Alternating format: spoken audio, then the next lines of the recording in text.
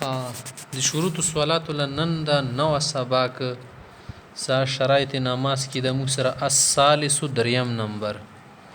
دریم نمبر شرط موږ سره شدت طهارت المکان د زوی سپو ساتل الذي کوم زویار زوی کسنګ نه هغه زوی به سپو ساتي الذي يصلى فيه سازي کې سړی لمونځ کوي صحیح ده هلته کې مونځ کېږي ما هغه زوی به سپو ساتي نور ټوله د نه شو سپو ساتلي ده پوه شو ځکه ته ویلو والثالث صوم شرط طهارت المکان پاک کردن جا است پاکول دی هغه ځای دی الذي يصلى فيه آن جای کې نماز شود در آن چې هځې کې مونځ کېږي صحیح ده الذي هغه ځای یصلي فيه چې هځې کې مونځ کېږي یصلى فيه چې هلته مونځ کېږي والرابع څلورم نمبر شرط دا ده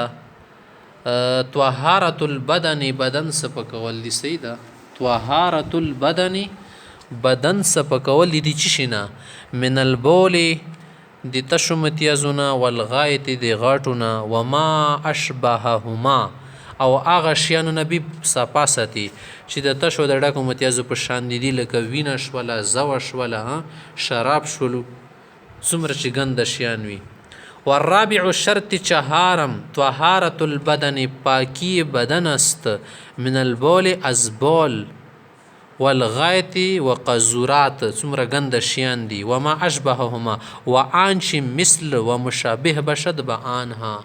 چې د دغو شیانو سره مشابه دي د دو په شان دي روغ دي هغو شیانو بدن صفا ساتي بیا ورته کسه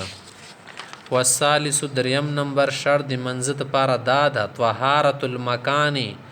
صفا ساتل پاک ساتل د ځای الذي هغه ځای او مکان